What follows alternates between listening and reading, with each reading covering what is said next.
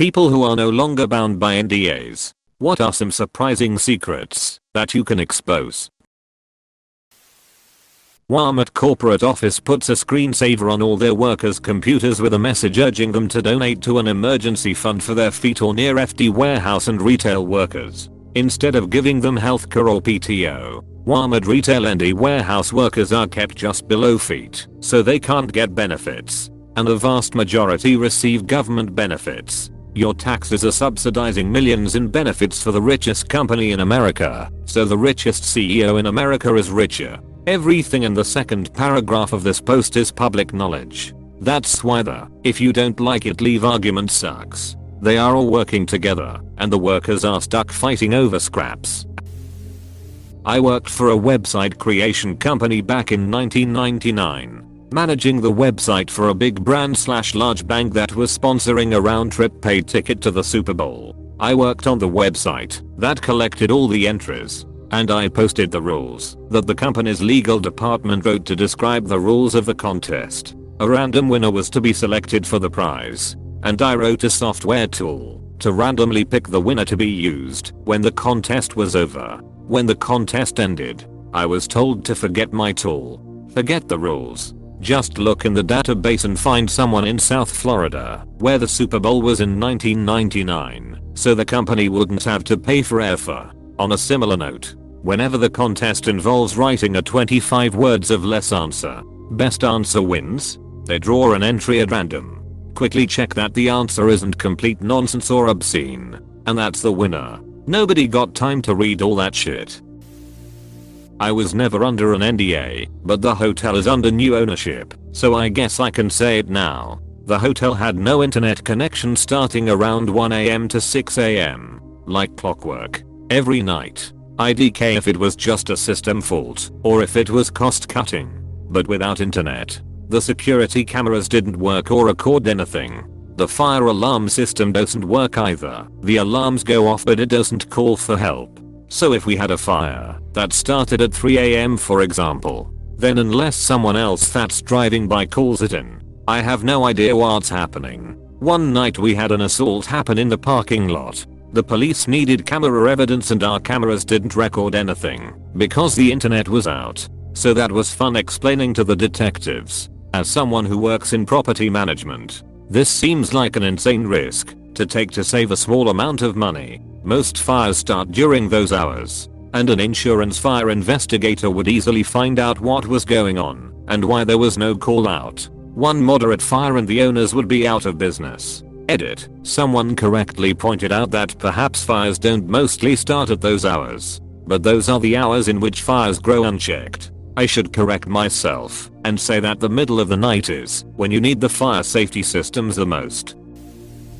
At my old job, Pam helped me reallocate my clients at scheduling so I can invoice out a little extra for the last month of December 2014, helping me hit my yearly budget. I got let go 2 weeks after that, and I believe the original plan was to fire me under the justification of missing my yearly budget. Instead I got a severance of $15,000.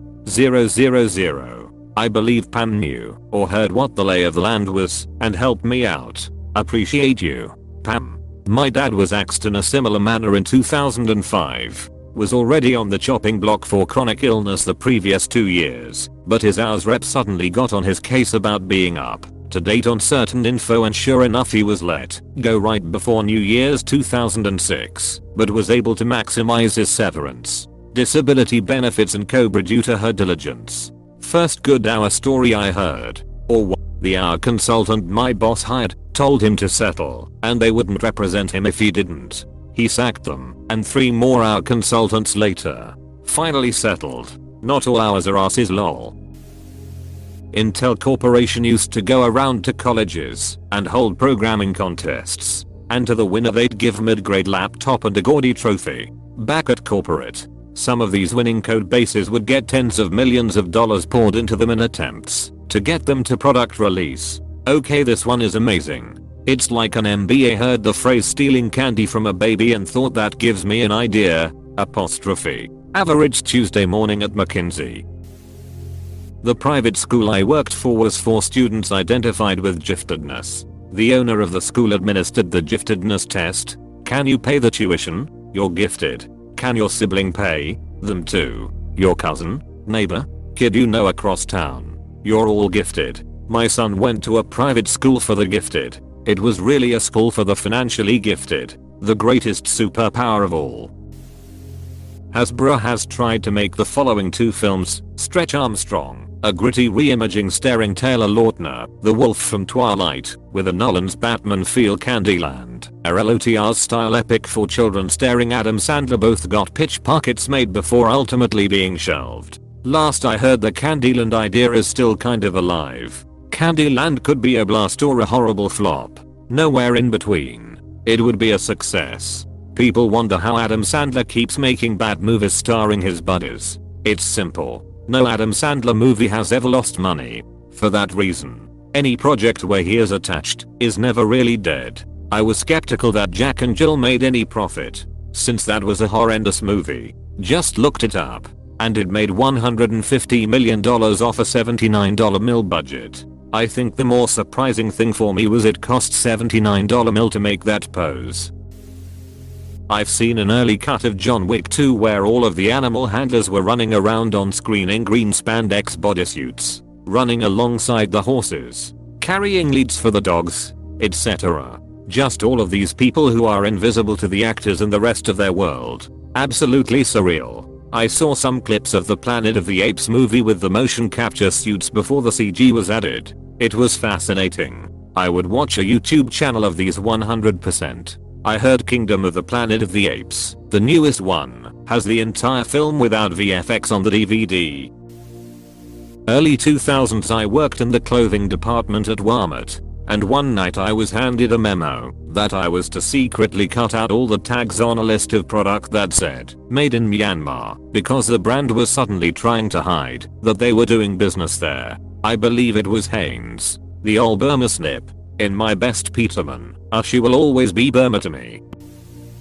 I worked at Verizon, and we were told we had to use special offers to try and save customers. An elderly man called to have his wife's phone disconnected after her death, and I didn't do any of the saves. Got called in for overview and got written up.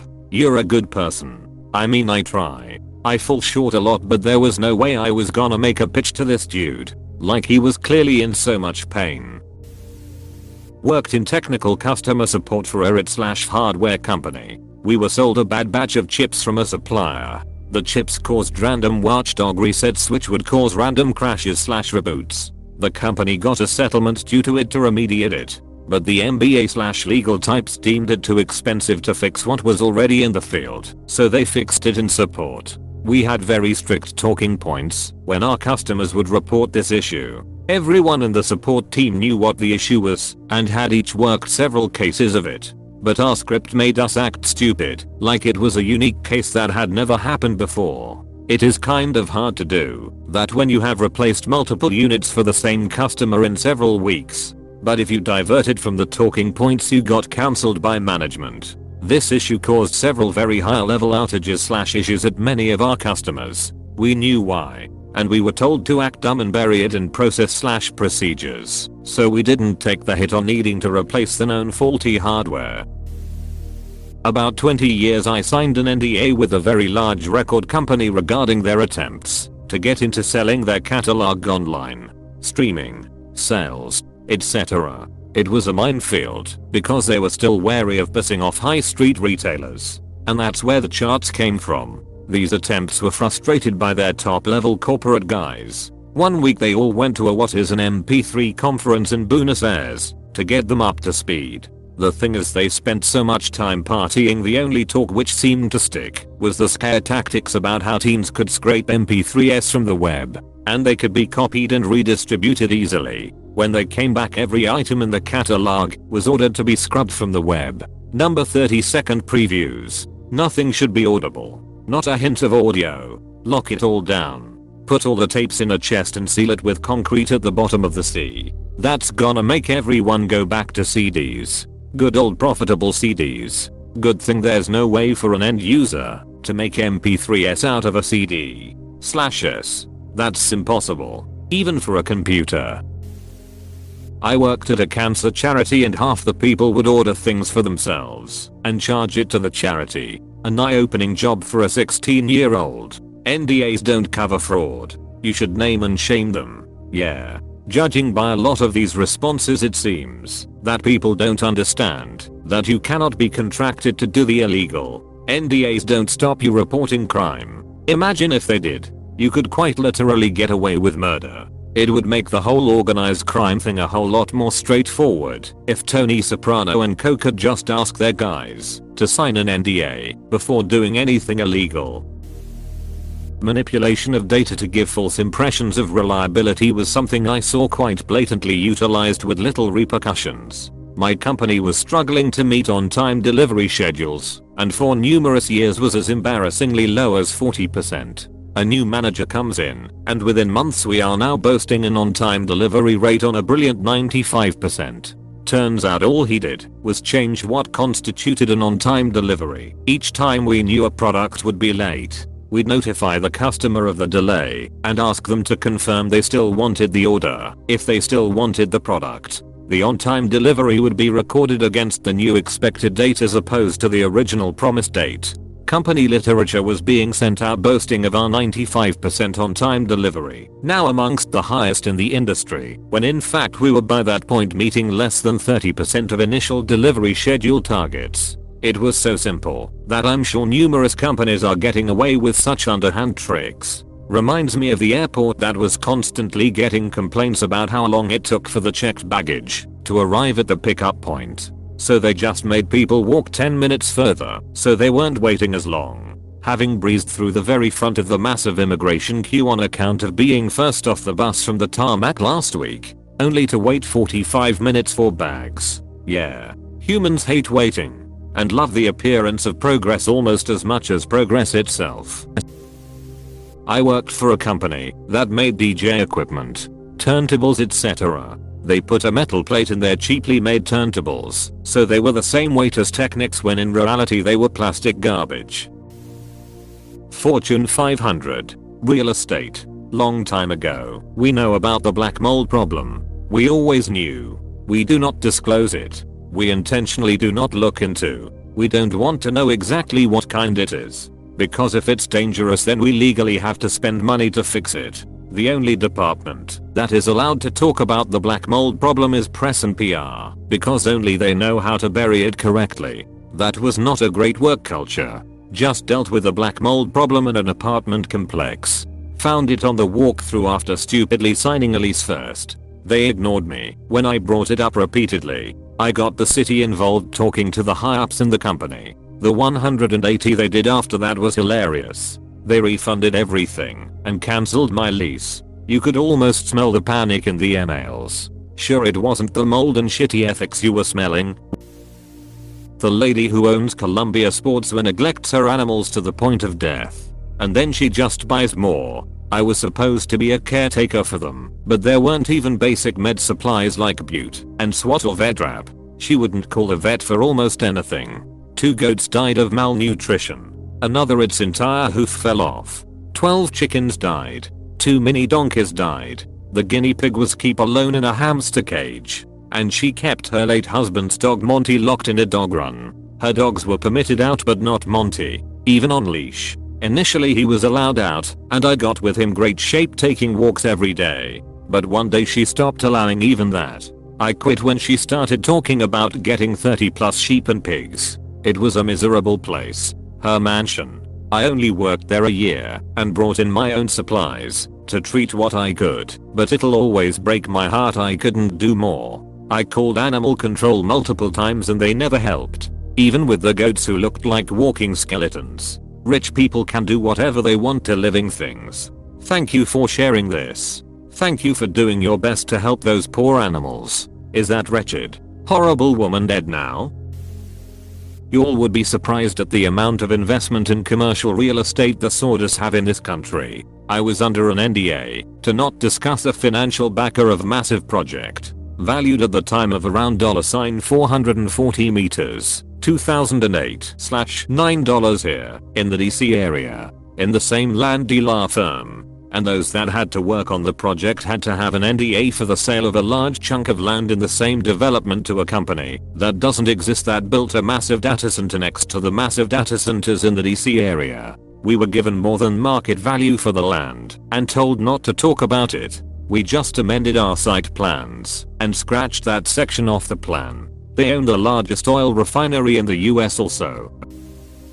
Was never bound to an NDA somehow, but sat in to oversee the technical aspects of Herbalife meetings. We are talking meetings with the highest level sellers and their board. They spoke about how to manipulate low income and unintelligent people to make them millions of dollars. How to teach others to scam others to make them more money. My mom's Mary Kay upline told her to find out what day the welfare checks got deposited, then target low income neighborhoods on that day. My mom literally dropped out of the program after hearing that. I love your mom. I worked at a startup that tracked employee happiness, supposedly so they can make employees happier, but in practice it seemed they were preemptively getting rid of unhappy employees. No need to wait for them to quit.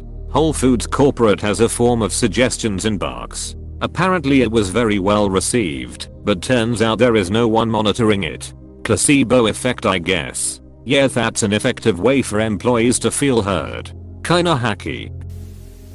Tesla and Rivian electrical components are made in the same facility by a large electronic manufacturer and even share personnel. This once caused Ellen to throw a fit and threaten to take the contract somewhere else. The solution: for the next visit the company separated the lines by a wall and told Ellen they had ended the Rivian contract. They still produce both, and also the components for the new Ford electric models.